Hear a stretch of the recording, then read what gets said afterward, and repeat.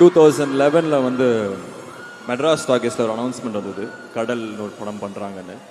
நான் எப்பவும் போல் ஃபோட்டோஸும் சீடியும் எடுத்துகிட்டு போய் ஆஃபீஸ் வெளியே நின்னேன். ஒரு 2 நாள் நின்னேன், ஃபோட்டோஸ் வாங்கினாங்க. இல்லை, எனக்கு சாரை பார்க்கணுன்னு வெயிட் பண்ணிட்டே இருந்தேன். சீஃப் ஏடி வந்து சார்லாம் பார்க்க முடியாது, எல்லா ரோலையும் எடுத்தாச்சு அப்படின்னு அனுப்பிச்சிட்டாங்க. 3 நாள் கட் பண்ணால் திருப்பி வந்தேன். என்னப்பா வேணும் அப்படின்னாங்க. இல்லை, தமிழ் தெரிஞ்ச ஏடி அசிஸ்டன்ட் டைரக்டர் தேடுறாங்க, எனக்கு தமிழ் நல்லா தெரியும் அப்படின்னு. இபியை மீட் பண்ணுங்க, சிவா ஆனந்த்னு ஒருத்தர் இருப்பார், மீட் பண்ணுங்க அப்படின்னாங்க. அவர் மீட் பண்ணும்போது அவர் வந்து குறுந்தொகையா இல்லை புறநானூறுனா என்னன்னு தெரில, இன்னி வரைக்கும் எனக்கு தெரில.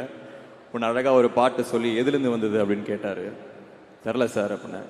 எங்கள் எல்லாத்துக்கும் நல்லா தமிழ் தெரியும், நீ கிளம்பலாம் அப்படின்ட்டாரு. ஸோ அந்த பையன்கிட்ட 14 வருஷம் கழிச்சு இந்த மாதிரி ஒரு படத்தில் ஒரு முக்கியமான ரோல் மணி சார் கூப்பிடுவாங்கன்னு சொன்னால் அவன் நம்புவான்.